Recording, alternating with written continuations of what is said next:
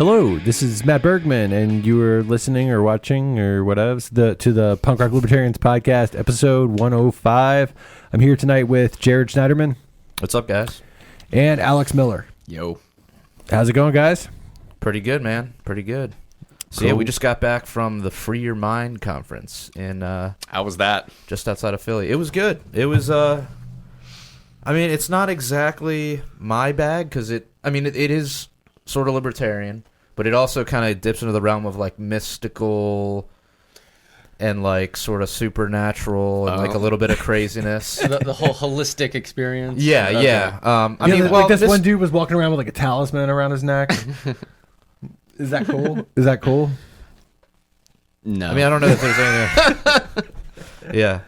I mean, you know, like I can get into some mystical stuff in the sense of like, you know, Like Lord of the Rings? no, like sort of like Taoist philosophy and like Eastern religious, you know, philosophy and that sort of thing, as it pertains to reality. But when people like it was weird because we were just like sitting at the desk with JG, who's the basically he put on the festival or the conference, and he was you're right there, buddy.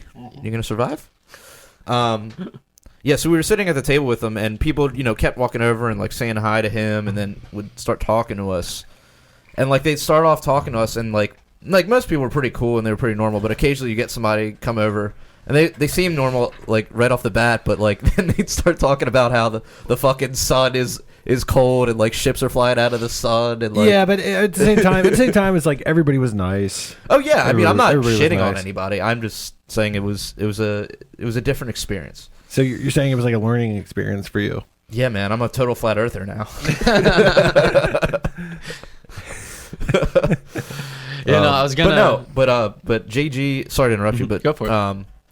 Yeah, but JG and Derek Bros, they put on a really awesome presentation about the Freedom Cell stuff that they've been talking about. Yeah. And agorism and all that stuff. So that was super cool. Yeah, I've seen some of his videos, and also John Bush, who's in Austin, who's relatively close to him, and in Houston. How they've been really pushing that idea hard, and I think it's sexy and exciting. I think it's cool. I'm not a part of one. Should we start one? Maybe we should start one. I don't know. I mean, I'm reading All right, the guys, book right Probably now. not a bad so- idea. Yeah. You're going to see it happen live. We're starting a Freedom Cell. Yeah. I think there actually might be one because they have a website and Yeah. they have like a map, like a Google map thing set up. And I think I saw one in the area, in the Maryland area. Maybe it was in the Baltimore area. So there might already be one. So maybe we should actually just get in touch with those people and see. I mean, I think we could start our own though, because I mean, we could start our own. Like all it is like 8 people. 8 people, and then we all have to like grow our own. I mean, you already grow your own shit, right? I had a vegetable garden in my last house, yeah. Okay. Should we define it in case anyone doesn't know what a Freedom Cell is? Sure. Yeah. So Go ahead, yeah. my understanding is it is a small club, for lack of a better word. But you said it was a good size. Right. Is it a cult?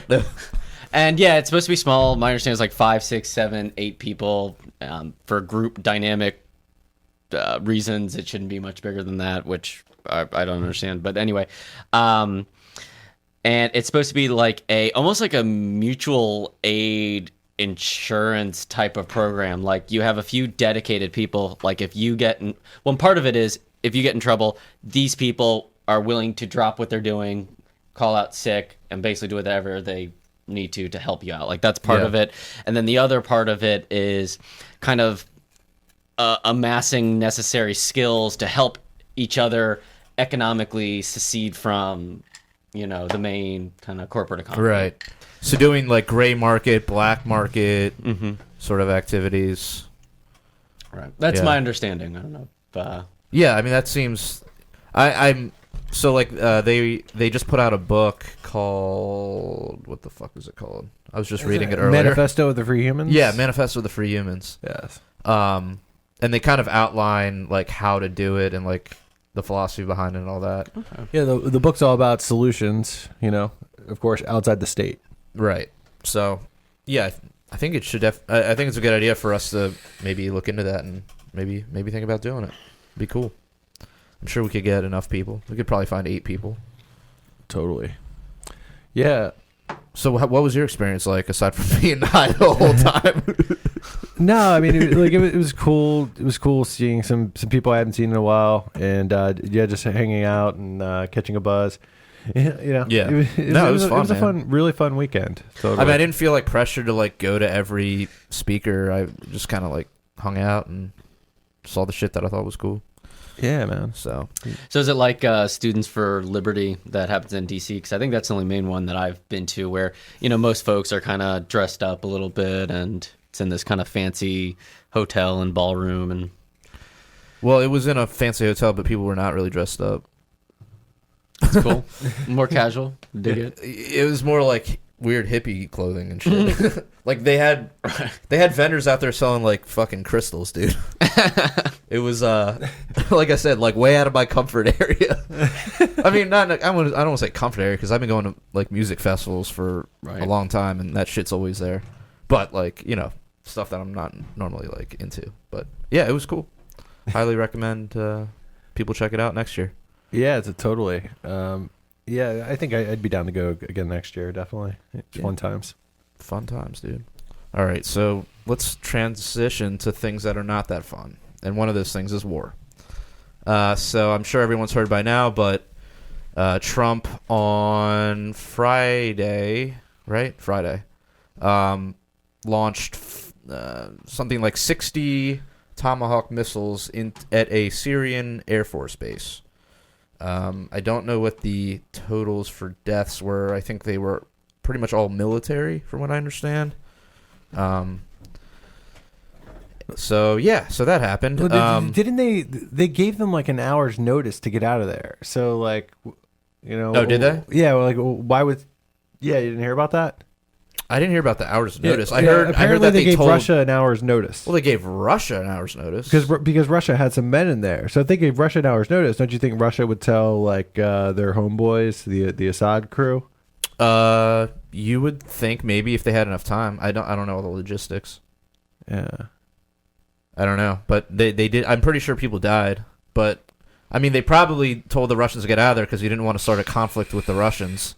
Right. At least a direct conflict with the Russians. I mean, I'm sure this is not going to help relations with the Russians, but it would hurt a lot more if they killed a whole bunch of Russians. That's for sure. Right.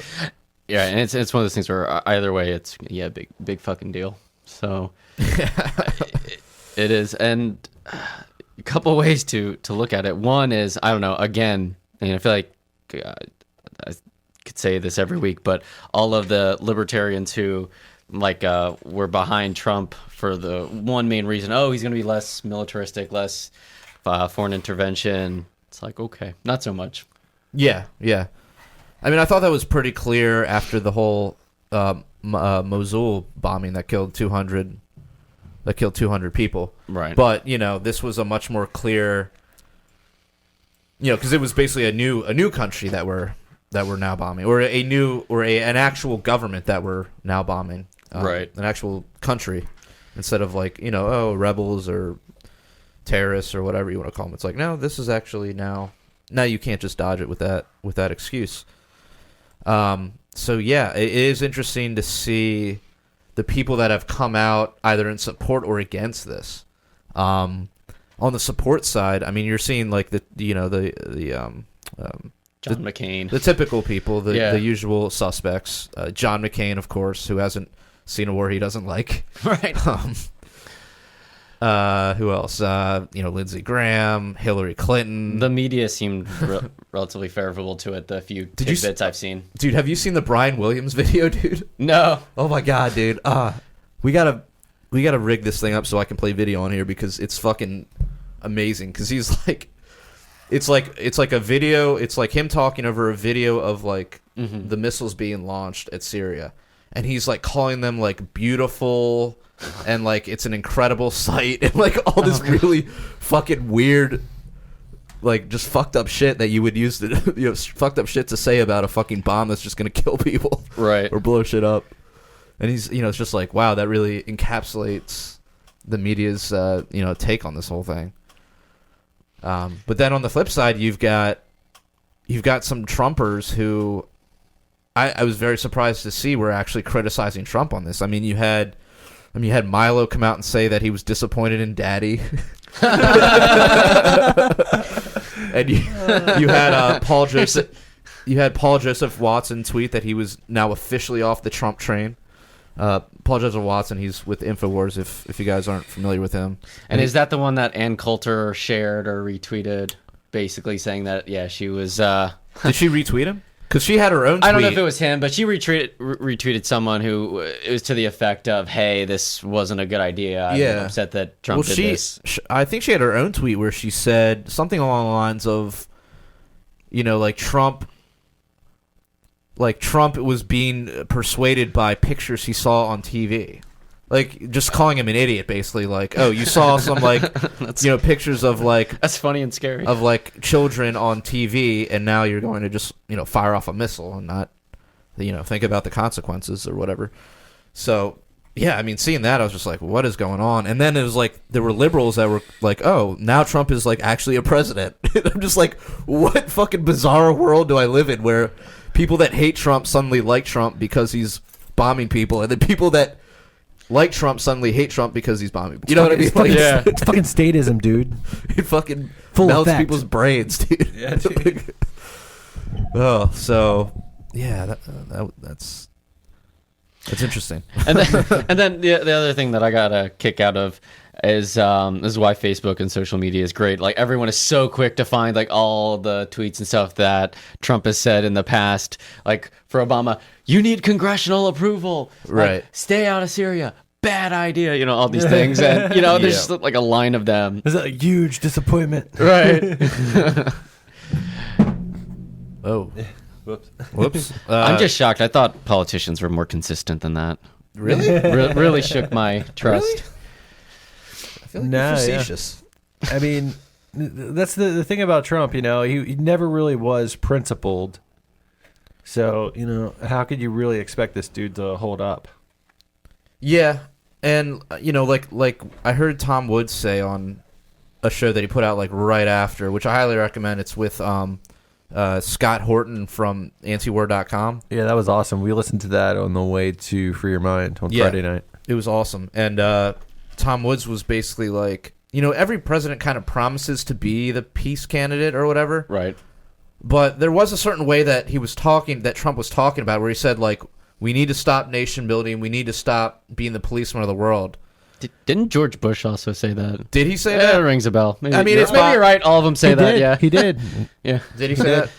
Okay. Well, George Bush said that out of all the Republicans running at the time, he was the peace candidate. And Barry said that.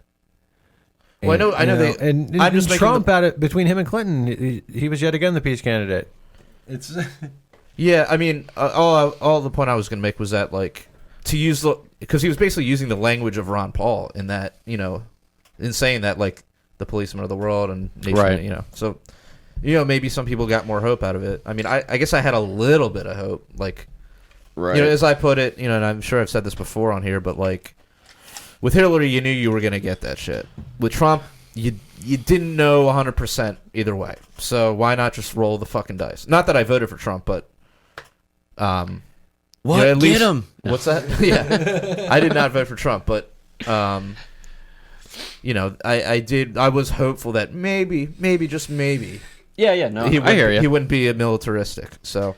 But that's not the case. I mean, I think both my wife and we had a similar thought as we watched him kind of take away the election and say, well, maybe at least this one thing might be better. Yeah. Even though in the midst of 90% else will be awful, but yeah.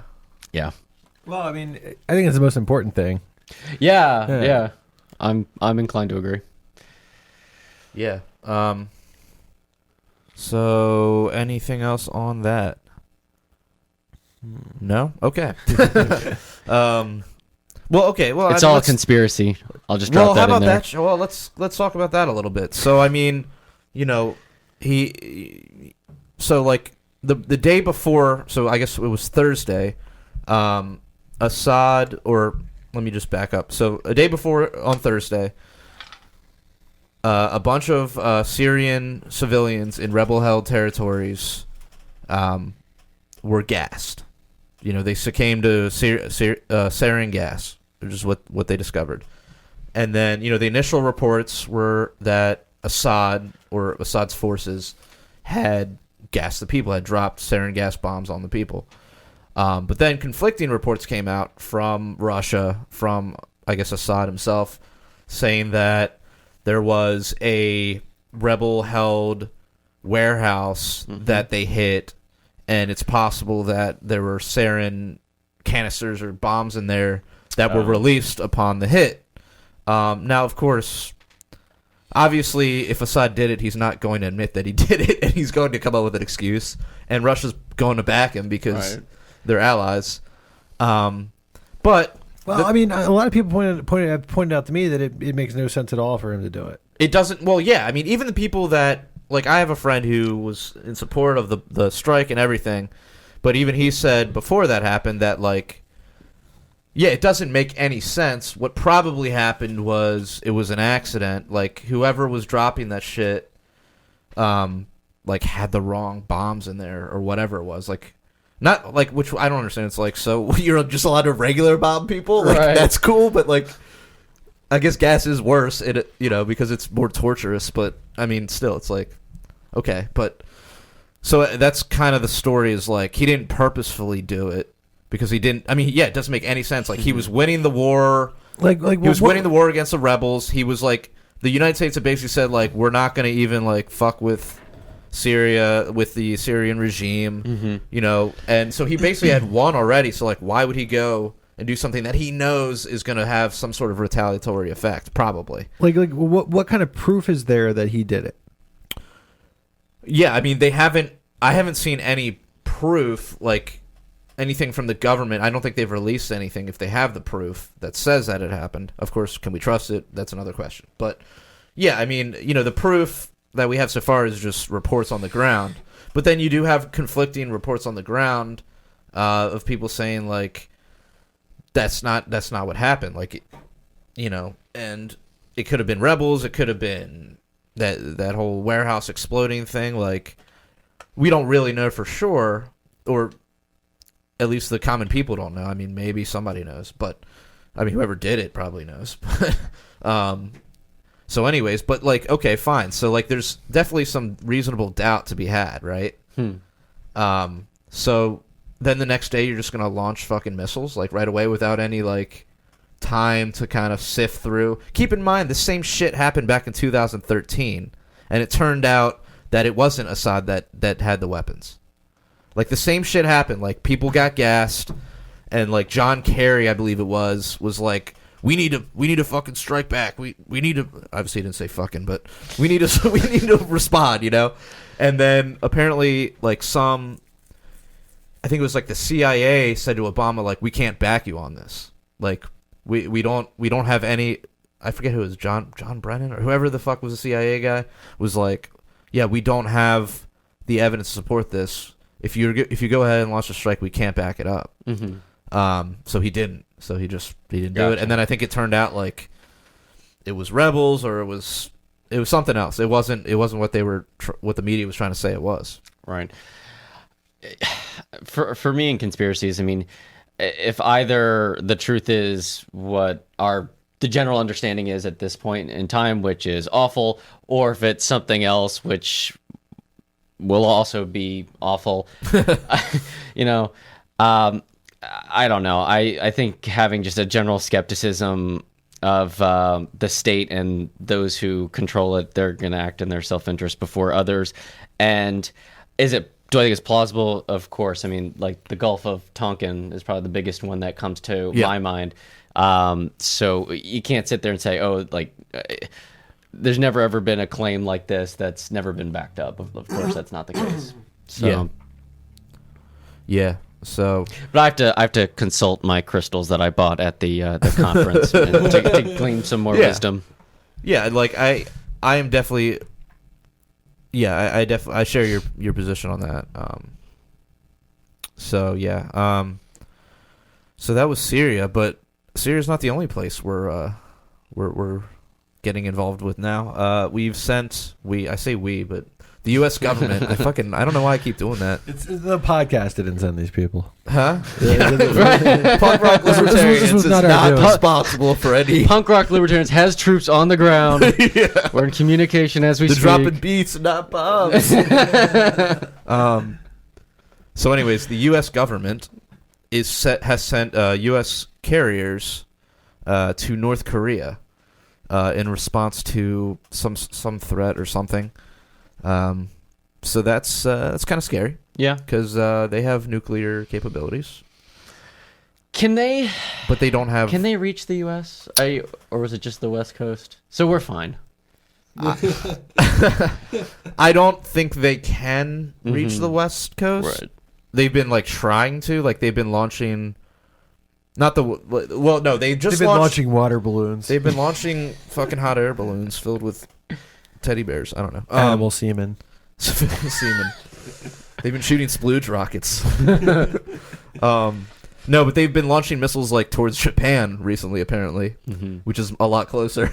Yeah, What the fuck? So, I don't know that I wouldn't say they're a threat to us, but they are definitely a threat to South Korea, Japan, that area. Yeah, and it's like any, I guess, instability or raised tensions should be a concern. So yeah, Yeah. at this point, I don't foresee war or anything like that. But yeah, and when I first heard that, I was like, I wish that wasn't the case. That's hopefully it de-escalates soon. Yeah. Yeah, because he's got to be looking around and just seeing all these dictators falling all around. I'm talking about Kim Jong-un. Oh, okay. He's got to be looking around and seeing all these dictators falling all around the world. And the thing that they all have in common is that they don't have nukes. Right. So from his perspective, you can't blame him for not wanting to give up his nukes, which is what the the U.S. government and the UN have been basically trying to do. This is not going to happen. But obviously, it's you can't really do anything to it. You can't attack them because as soon as you do, he's just going to fucking set off the nuke. Unless you can send in a secret assassin to take him out somehow, and hope that there isn't somebody else that's going to push the button. Maybe a journalist who's willing to go undercover. Right, or send in Dennis Rodman or something. Did you ever hear about that? No. I was thinking about that. What was that movie? The Interview, right? With James Franco and. Yeah, I actually never saw it. It's pretty good. Was it good? I'd recommend it. It's funny. Yeah. But no, Dennis Rodman and him hung out. What? Yeah. I didn't know that. What? Yeah, he's a big fan of the NBA apparently. Kim Jong-un, yeah, he's a big fan of the NBA and the historical NBA, I guess, because he invited Dennis Rodman over, and they were hanging out, and apparently Dennis Rodman came back and said he was a great dude. It's That's weird, man. It's come on, man. Yeah. Oh my god. But yeah, send Dennis Rodman in there with a tab of cyanide or something. But yeah, we were talking about this the other night though, and it's look, don't get me wrong, Kim Jong-un is a super bad dude and he's doing a lot of horrible shit to his people. Yeah. There's plenty of evidence of that happening. Yeah, the sooner he chews on a grenade, probably the better the world will be. Yeah, exactly. Yeah. However, bombing them is certainly not going to help.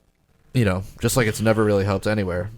I guess you can make an argument for Nazi Germany, but that's a different scenario where they were actually attacking people and different dynamic there. But anyway, so North Korea, yeah, back to that. So, but I think the only way you're going to take down, that you're actually going to take down these regimes in any of these places, North Korea, Afghanistan, whatever, is through, you got to convince the people, right? Because the only reason that Kim Jong-un is in power is because he's essentially brainwashed his entire population into thinking that he's God, and so it's that whole, it's basically what religion does. It's you don't want to question it because then you might I don't know what their like theology is or whatever, if they go to hell if they question him, but they definitely die if they question him and they get found out. But the only way you're ever gonna get, aside from killing him like directly, and then maybe somebody taking power and like being like, look, this guy was just a lunatic, like I'm here to save the day. The only way you're gonna do it is by like spreading information to them, which is like they have this Vice documentary out, and it's about, I think it's South Koreans and some other like activists, and they take like helium balloons, and they'll like put little care packages on them, and they put like little USB sticks in there and stuff like that they can send over, and then the North Koreans get them and they like plug them into the computer, and it's like, American movies or South Korean movies and like just all sorts of cultural things. So it's the idea of sort of like spreading, Western culture to these people that are just like living in like this weird fucking bizarro world of like, totalitarianism. And so like if they all kind of get that, if that, mind virus spreads through them of like, oh, this is how the Americans live, like that sounds way more fucking cool than here. Hopefully eventually they'll sort of like just depose their government. Totally. And then I'm just thinking about like how you kind of like sometimes you get frustrated with your country, all the time. Yeah. No, every day, dude. Okay, you know what I mean? Like a little bit. Okay. But then, you think about a country like North Korea, and it's basically like, it just seems to me like the people there are just more accepting of like fucking bullshit. Yeah. It's, I don't want to say that it could never happen here, because I mean, there's always fucked up shit going on, you know what I mean? But at the same time, I do feel like there's this American rebellious spirit. Yeah, 100%. Which is pretty cool. Yeah. I mean, it does kind of creep up, with stuff like the alt-right and the alt-left, and both sides of that coin where it's like just fascism. But, yeah, I mean, I'm optimistic that unless something seriously crazy happened, like an alien attack, like I don't think you would have just complete totalitarianism take hold in this country. I just don't think the likelihood of that is very high. Yeah, I will say I found it very reassuring. A lot of the public response and outcry, even in the media, to a lot of what Trump was doing, like when he first tried to do the immigration ban. Liberals were defending open borders and were arguing against protectionism, and it kind of, I don't know, while obviously I wish people weren't Democrats or Republicans, it reinstilled some hope that I don't know, cynicism has a tendency to eat away at over time. So I'm inclined to agree. Yeah, cool. How long will Trump apologists last? So I mean, we talked about how a bunch of Trumpers were hopping off the Trump train, but I imagine there's some that are still on it. Have you seen anything from Cantwell recently? Has he commented on this? No. Has he been quiet the last couple of days? No.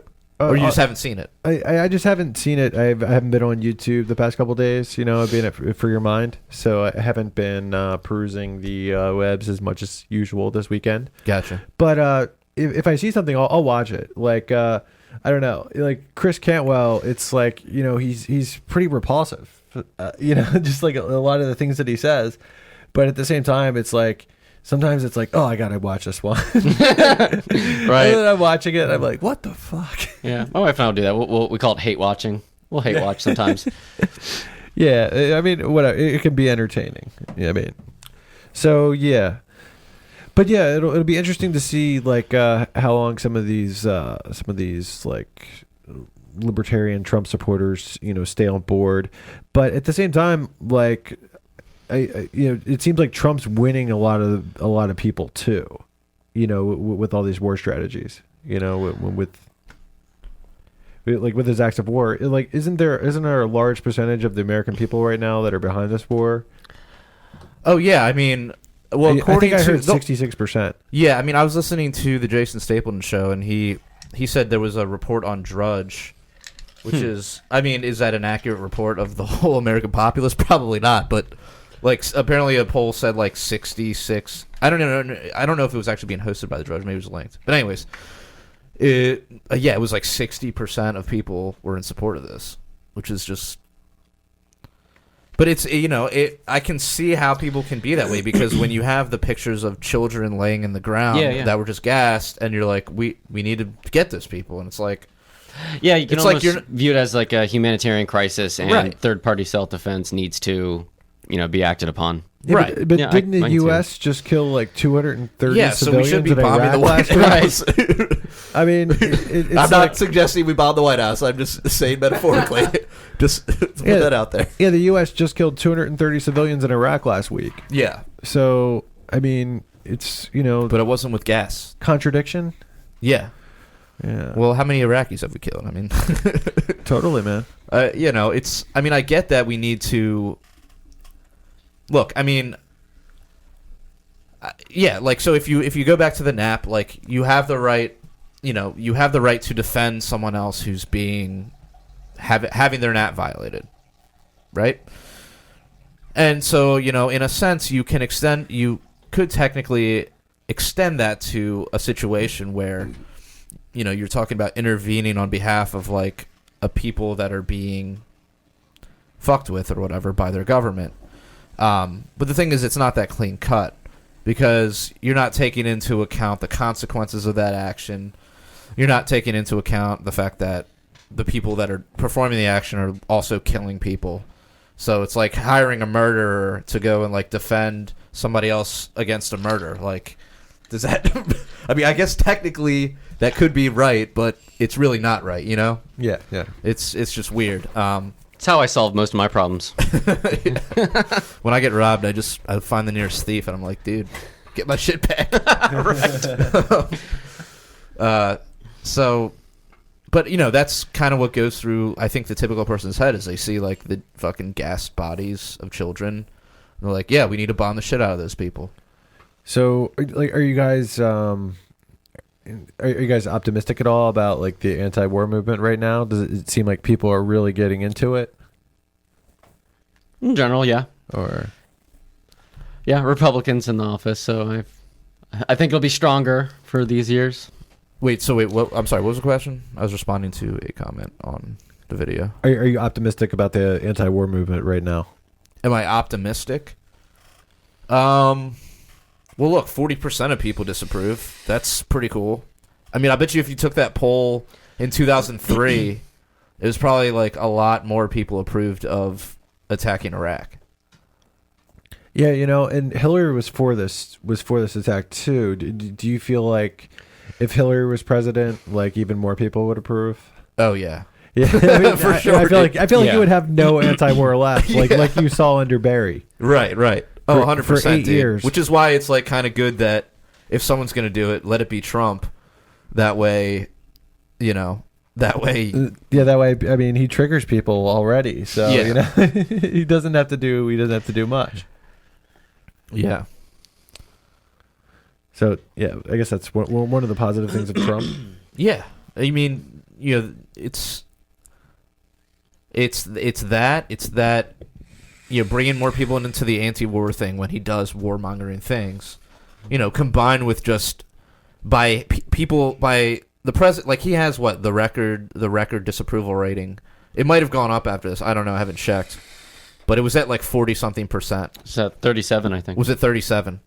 So that's awesome. I mean, it's awesome that 63% of people hate the president. like that's cool, dude. I wish it was 100%. I don't know, but is that number from the people that said that there was no way he was going to win? Because we can't really trust their numbers. Yeah, I mean, I get being skeptical about polls, but Yeah, totally. if we take them at face value for the sake of argument, I think it's awesome. And I mean, you can see most people hate Trump. I mean, if you go on, just walk out in the world, like, I don't really meet that many Trump supporters. They're all like online. I wonder where Molyneux is now on Trump. Apparently, someone said he put out a video criticizing Trump, and I just got a message in the chat in the the video chat saying that Cantwell put out a message, so we might want to check that out after the cast. Okay. if we want. Did they say anything about the message? I asked him what he said, but nobody Oh. responded. And some dudes also like arguing about us being ANCAPs or something. Okay. Anyways, so yeah, what was I saying? I got derailed. Oh, Stefan Molyneux. Yeah, I mean, I would hope that he would. I don't know, but I just don't know about that guy anymore. Yeah, the last I haven't watched him like anything he's done in probably a year or more. And then when I would watch it, it would be like hate watching again. So some stuff would just be funny. Like he would do like a movie critique of like Maleficent, and it was just hysterical. Like how I think a normal person would watch that movie and come to a few conclusions, and just watching him go a completely different and I think wrong way. Like basically, he's like defending like this like aggressive monarch, you know, in this like aggressive war against like where Maleficent the person is. Anyway, I digress. But he did a video like that on like Harry Potter, where it was like I'm sure that was he was like shredding fantastic. Harry Potter for like supporting like single child homes or something ridiculous. Like I was like, dude, I mean, we finally got to the truth of it. But that was even before like the Trump shit came out.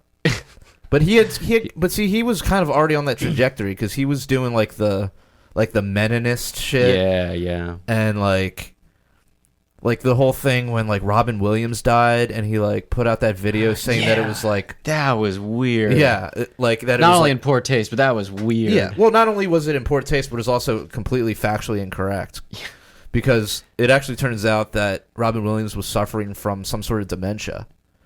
And he basically just put himself out of his misery, which, you know, sad, but a lot different than saying, like, women drove him to kill himself. Like, come on, dude. Right.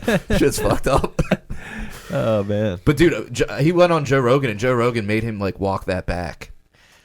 Because he was like, dude, there's no evidence of that. And he just, like, kept pounding. He was like, all right, well, yeah, maybe not, or something like that. And it's like, fucking A, man. Yeah, I heard that Joe Rogan said he wasn't going to have anarchists on the show anymore after Steph. He said that? I'm pretty sure. I'll double check, and I don't know, maybe someone from the computer can double check, but I'm pretty sure. Well, he said, because right after he had Steph on, he had some guy who was like a cult expert on. Oh, yeah. And like, nice. And so I think he actually had Stefan on twice. And like, so he had him on once, and then the cult guy came on, and the cult guy actually started talking about Steph and like how he does like that whole thing with like defooing and like he was like, that's typical like cult like technique, is like getting you to abandon your family, and like, and so Joe Rogan like asked him straight up, he's like, are you a cult leader? or no, I'm sorry, he didn't ask him straight up, but like he sort of like he talked about it, and then Steph was like, do you think I'm a cult leader? And like Joe was like, if you're a cult leader, I would not have you on my show. So maybe that's why he's not going to be on the show anymore. I don't know. Wow. But really, you don't like, he's not going to have anarchists on the show? I thought I heard that because who's the guy? But I mean, he's had like, hasn't he had Dave Smith on the show or no? I don't know. But because I thought who's the guy in Anarcho-Poco, the guy in Berwick? Yeah, Berwick. Because I think like Berwick, he wanted to go on Joe Rogan, something like that, and like the reply he got was, "Hey, not really doing anarchists anymore." After like the last one, meaning Steph, it was just like, anyway, didn't want to touch that anymore. Yeah. Whoa. I'm pretty sure I didn't make that up just now. But this was about, I think, a year or so ago, or whenever this was happening. I'm pretty sure. I'll double check. He's had some libertarians on. Mm-hmm. Like he had Colin Moriarty. I mean, wouldn't you say that Rogan's a libertarian though? In some ways, in other ways, not so much. Yeah, I mean, well, he did support Ron Paul in 2008 and 2012. He voted for Gary Johnson, I'm pretty sure. Mm-hmm. So I mean, yeah, I mean, he's like, he's leanings. Yeah, he's not like a principled, like ideologically consistent libertarian, but he's But he basically has the idea, like, we shouldn't fuck with people, and they shouldn't fuck with me, and you know, blah blah blah. But when he was going off on that TSA thing, did you hear?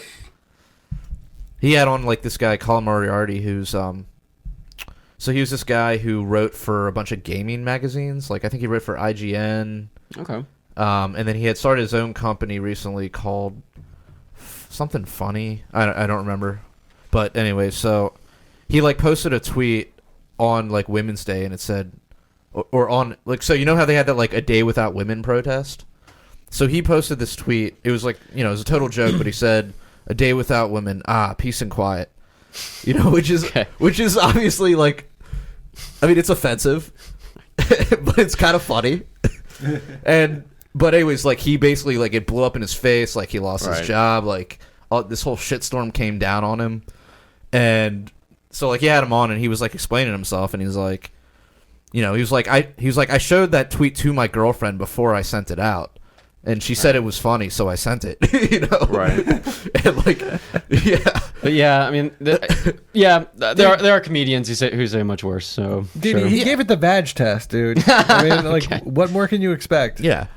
And anyways, and so, but yeah, he was talking to Joe about like the TSA, and like Joe was like defending the TSA. It was like very bizarre. Oh, that's strange. Yeah, it was very bizarre. He was like, it basically came down to like he was like, do you like we don't have any other better ideas.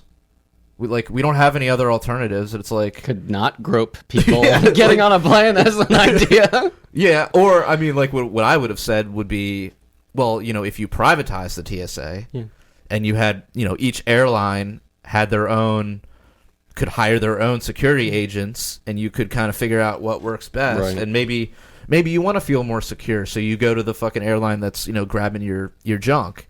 Or maybe because you think it's fun. Or yeah, or maybe you just want your junk grabbed. I don't know. Whatever you're into, And man. prostitutes are more expensive. Yeah.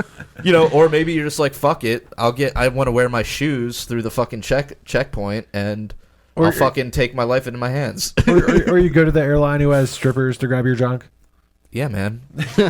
Don't they have like porn air or something? Or like hustler air or something where they have like That sounds like it's something we should Google right now. yeah. Fuck, man. Air hustler. We need our own like person that can just fucking sit here and pull up videos and shit. Yep. Pull up the documents. Pull up the decks. But yeah, don't defend the TSA. That's retarded. Yeah. Yes, it is. To date, they've apprehended 0 terrorists. 0 terrorists. But And- they've grabbed countless breasts and balls. Yes, and I believe there's been like over 400 reported cases of Theft. theft. Yes. And not the taxation. And haven't they also uncovered crap? What's the word? Drug dealing, possession, those type of things as well. I thought I saw a few headlines about that. Maybe not. You mean- wouldn't shock me? You mean like they were like orchestrating like drug deals? Right. Good for them. I'm okay with that. All right. Moving on. So the other day Matt brought up a question to me. It's an interesting question, and it's, what do we do with words like cuck and triggered and safe space and snowflake? Are these words that we should be using as libertarians, or should we abandon them because of their association with the alt-right and the Trumpistas and the neo-Nazis or whatever? Dude, what do you think, Alex? Because you identify as a left libertarian, correct? Yeah, I'd say depending on who my audience is, I will either identify as a left libertarian or an ANCAP. I think if you care about the success of your message, you should consider strategy on how you deliver that message. And if we find that our message is being confused, or our principles are being confused with things that are opposed to it, since, as I would say, the alt-right main platform is opposed to what libertarian stands for. If we find that's happening, then yeah, maybe distance ourselves. Is it happening now? Oh, I don't know. Maybe a little. I'm not particularly worried about it. Like sometimes, like the helicopter jokes, it's like maybe there's another way we can phrase this, but it's not like at the top of my priority list. Yeah, but I mean, like, would it be okay to say? Would it be okay to talk about giving Donald Trump a helicopter ride? Oh yeah, I mean, he can chew on a grenade. Yeah, sure. But see, but that's the case where you're using the expression, and then it's okay. So like I made an article like the other week. It was like or this past week, and it's like Congressman refuses the cuck for the warfare state. It was about Thomas Massey speaking out. Speaking out against the whole Syrian, getting involved in Syria. Yeah, I mean, personally, like I don't use again the word like helicopter ride. Like just I can just think of other ways to describe it, and so I'll exercise that creativity or other copying copying of what other people do. I mean, some of the other words like cuck. I mean, one thing that I think is real. Like there is a bit of toxic masculinity in our culture, and again, it's not like this is at the top of my list of things that need to be addressed by the libertarian community. But for me, it's shaming a type of consenting sexual behavior that adults do, and it is kind of annoying. I heard this joke. I thought this was funny. Like, I keep trying to look up like cuck porn, and all I get is alt-right sites. It's pissing me off. But anyway, wait, what do you mean by toxic masculinity, though? So it might even be better just to look up the official definition. Well, I mean, I know what it means, but I'm just curious what you're describing. Yeah. So like one common way I think it used to come out is like calling things gay, or anything about a fear of showing any emotions or anything like that, which is like ridiculous. Yeah. So those are probably two examples I can think of off the top of my head. Okay. Yeah, I get what you're saying. Yeah, I mean that's So like so if someone calls somebody a cuck, it's sort of like sort of exerting that sort of alpha male I'm better than you because your wife. What does cuck mean? It's like your wife. It's fucks other people, sharing your spouse, or sharing your spouse. Yeah. So like I know like a lot of polyamorous folks, which while my wife and I are not polyamorous, we think it's fun in terms of social experimentation and new like I go for it, and if it's a social dynamic that is working, I mean, then sure, great. But do you think it would be a wise way to run a relationship? Like, do you think polyamorous relationships are going to be more likely to last or less likely to last? Doesn't it depend on the person? I think that they have some distinct benefits, especially so my wife and I, just like you, we have a young child. When we lived in a nuclear family setup, and it was just my wife, myself, my son, and compare it to when we sold our house and temporary living with my folks until we get a new place, there are benefits to having multiple caring, responsible adults in the house. So when it comes to children, raising children, I'm not the first person to critique the nuclear family. Like, this is one thing Thaddeus Russell talks a lot about. So these type of alternatives, I don't know. As I said, does Thad critique the nuclear family? Yeah, he thinks it's baloney. Yeah, really? Yeah. He said that it was a creation of Protestantism, and hey, you are on this island, you just raise kids and you work, and those are the two things you do. And and how a lot of the Protestants were really bothered by a lot of these Catholic or Jewish immigrants who, hey, they would have grandma and grandpa, stay with the family. The extended family would be there, and there'll be multiple folks living within the same general domicile. Yeah. So so I forget how we got to this, but so cuck. I can see advantages to it. So like that word, it's like again, it's not like the top my priority list. I don't like obsess at night going, oh my god, this person said this. I'm gonna write 1,000 words. Like there's other things I choose to spend my time doing, but that word I think probably if we're gonna pick one out of a few that we could probably come up with, I'd probably say that's probably one that, like, I don't know, not worth using. Yeah, I kind of like if you it. don't agree with me, you're a cuck. So Shame. No, I mean, the thing is, like, I kind of like to use it in an almost like I like to use it on like conservatives, which I guess they call Exactly. those cuckservatives, but Okay. like I like to use it on the alt-righters and like and Trump, and like just kind of flip it back on them, because like, you know, like the ones that are supporting the war, like, Right. you know, they're getting cucked into supporting the war or whatever. You know what I mean? Like, I kind of like to flip it on its head with like that, and I kind of like the way it sounds in my head when I read it. I don't know. It's just like, maybe because it sounds like fuck, and I use that word a lot. yeah, So it's like a very, I don't know. I'm okay. I'm down with that. That's Yeah, but I do see like the problem with sort of using it all the time because of its association with those people. And I mean, it's like, okay, should we take the word back, or is it even worth taking the word back? Should we just let it go? And which, I mean, which word? well, cuck, or I mean, any of these words, like other words that. Well, somebody the other day told me that the word cuck is also racist to use. Well, that's bullshit. And what was the argument behind that? Well, his argument was he's like, and most of the time in those porns, the dude is a black dude. Yeah, but the black dude's the one getting laid.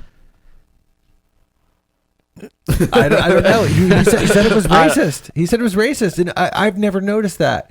And I'm not somebody who searches out cuck porn, Right. But I'm saying the times when I've stumbled across it, when I'm on my jack off voyage, I haven't noticed that to be like, oh, most of the time it's a black dude. I just haven't noticed Voyage. it. Dude, that's Yeah. the name of this podcast, Jack Off Voyage. I haven't noticed it. So it seems to me like I need the to write left this is just down. like fucking like just fishing here to get Yeah. triggered by something. Yeah. So first, I agree that Like a lot of these things can be quite eye rolly. I get that. I would be hesitant to make that sort of a broad generalization, like the left is doing this. Take that for whatever it's worth. And yeah, personally, I think like the accusation of racist should be something that's taken serious. So it when I see things that it's almost like willy nilly, that's like, dude, shut up. You mean like all the fucking time now? Yeah, I mean, that's part of the- frequent. Sure, That's part of the problem with like, Yeah. it's, I don't really want to go down that path, but yeah. So like using other words like triggered or safe space or snowflake. Yeah, I mean snowflake. Come on, that's funny. I mean, yeah, I mean, well, I like snowflake too because it came from Fight Club originally, and that's one of my faves. I guess but- if it comes from Fight Club, then I guess it's all right. And it's basically just saying like you're not special. I mean, and it's not necessarily to put you down, but it's like, look, we're all human beings. Like your needs aren't above anyone else's, except to you. You know, which is, I mean, in a sense, that's what like individualism is about. It's not necessarily like, oh well, we need to. It's not the opposite, which is like Marxism, or you know, which is like to each according to their, what is it? From each according to their ability, to each according to their need. Right. That's not what What is it? libertarianism is about. What is it? Tyler Durden says like, you are not individual snowflakes. You know, he says you are not a special and unique snowflake. Yeah. Yeah, so that's what I'm saying is like, but the idea, although in that sense, it was kind of being used to get everybody to conform to their Right. little cult. So I guess maybe it's not the best. So is it a word we should champion? Maybe Yeah, not. I don't know. But the way I think of it is just like, I don't know. I mean, I just think It it's can work funny. in different ways. I just think it can be funny. Yeah. I don't know, maybe we think too much about it. Well, I mean, what word can we use for someone that's being a pussy? Because I mean, apparently pussy is offensive because it's, you know, a female I'll still genitalia. use pussy. I'll still use pussy, and I Oh, use. so do I. I'm just still saying, use the like, same word. I'm I saying, still use the word dick too in a derogatory fashion. Right. You know, but nobody's as upset about that. Huh. Right. I mean, there's just double standards. One word that I would ask you guys about, I don't maybe you can explain it to me. Like the whole trigger, like why is that necessarily a bad thing? Like for someone who didn't come from, I guess, a subculture where that was used a lot, and I would see it like, on Facebook or whatever. And it's like, but I can acknowledge, even as a libertarian, there are things that trigger me. Like, so I guess I don't get why it's a put down. So I don't know. Do you guys understand that? Well, yeah. So basically, the term triggered started off as like a psychological phenomenon, and typically, oh right, like trigger warnings, right? Like trigger warnings. Okay. But so I'll get to that. But like basically, the most common sort of use of it is in describing like PTSD patients, Right. Yeah. or at least the most well-known use of it. Sure. So what they used to call shell shock or whatever. Yeah. Which has been debunked as far as that's concerned. But like, people get flashbacks, or like the car backfires and suddenly they're back in Nam and they're diving behind the bushes. So they've been triggered. Man. But then it sort of got adopted by what people call like the SJWs, or or just like very super liberal college students and professors, and it was basically like, if I have to read, it started off with things like, we can't have Mark Twain books in here because it has the N-word in it. If I read the N-word, I'm going to get triggered and I'm going to get offended and I'm going to have to, right. And it wasn't even necessarily black people that were getting offended. That's the other thing. It's usually it doesn't have any sort of logical correlation. But then it became things like, if there's like the talk of like rape, or if there's talk of anything like very violent in the literature, or just as a topic of discussion in the classroom, students would get triggered, and it got ridiculous. Yeah. So it's not to say that, like, look, I guess my feelings about like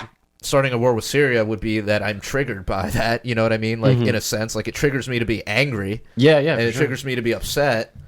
But it's the context in which like people kind of toss it around now is more of like the hypersensitive, like, I opened the door for this girl and now she's triggered because I'm being, hyper masculine. You know what I mean? Right. Like that. So. Yeah. So I guess like, I don't know, spitballing here, but because there are legitimate uses for it, like as you were mentioning with, PTSD vets, things like that, or even just one thing I've seen that I can sympathize with, I'm sure probably most of us know someone in our lives who was a victim of either some assault or, what have you.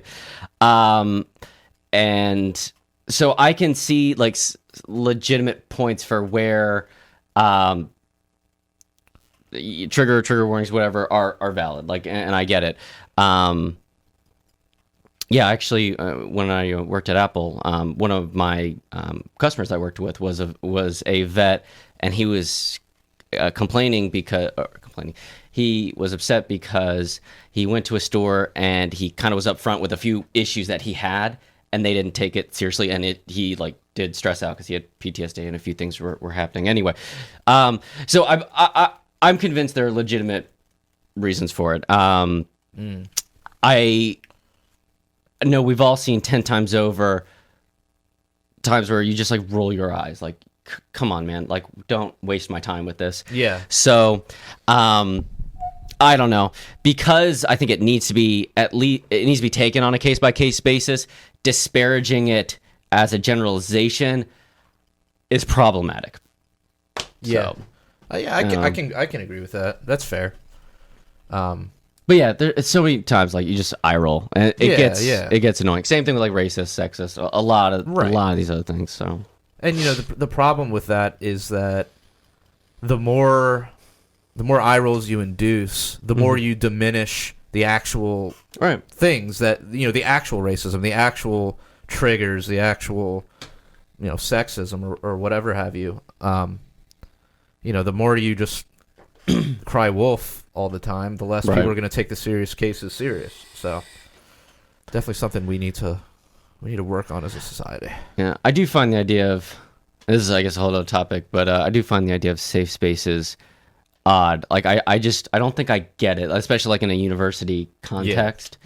Like, Actually, a new name for PRL. We were thinking about like the anti-safe space, right? Well, or the danger space, or the danger zone. the danger zone. Yeah, the danger zone. That's going to be the new Sounds hot. podcast theme song, dude. The podcast theme song for this episode is going to be the danger zone. Danger zone. Nice. Welcome to. Oh yeah, so like, well, that's the other thing that a friend of mine brought up a point about that, and it kind of goes back to the trigger warning thing, and it's like, I mean, look, we can nerf up everything, Right. or we can sort of encourage these people that are having these issues to, get therapy.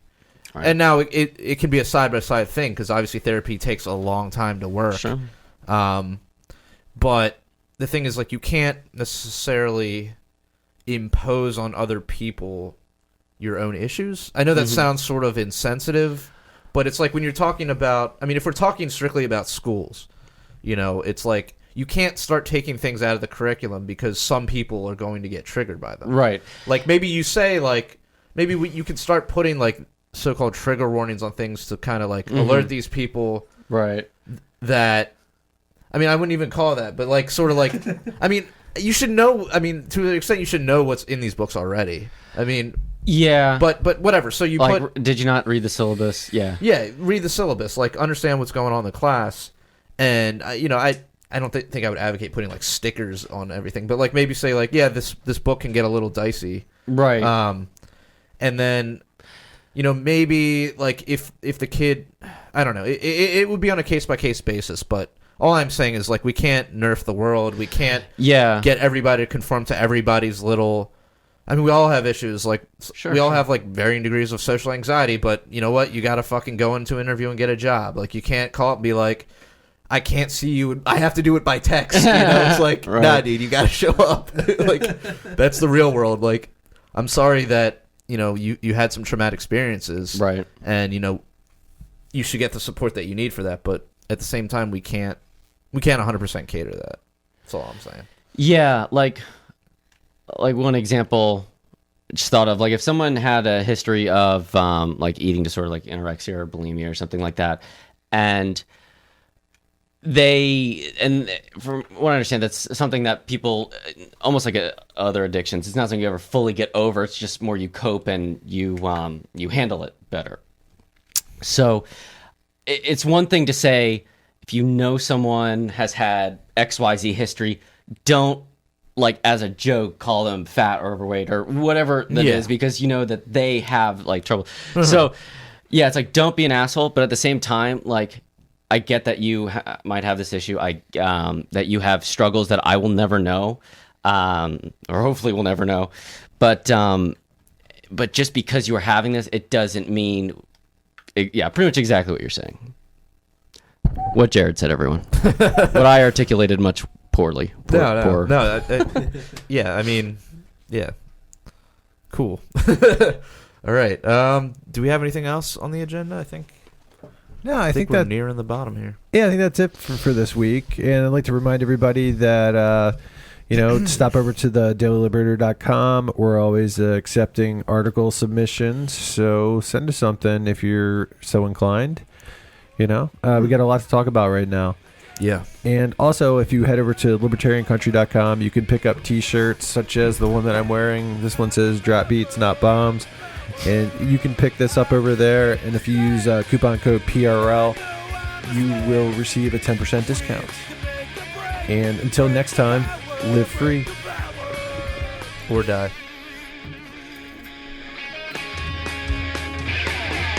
Statism's footprint is the blood that is shed, drenching the flags of the tax bombs in red.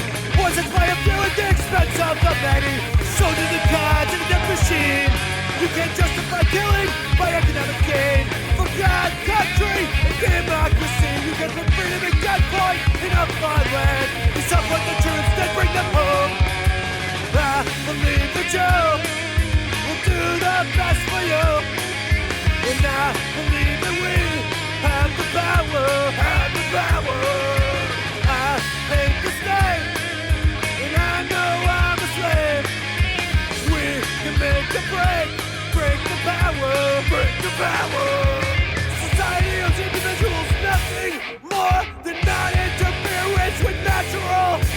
right. Once a virtuous person fully comprehends the non-aggression principle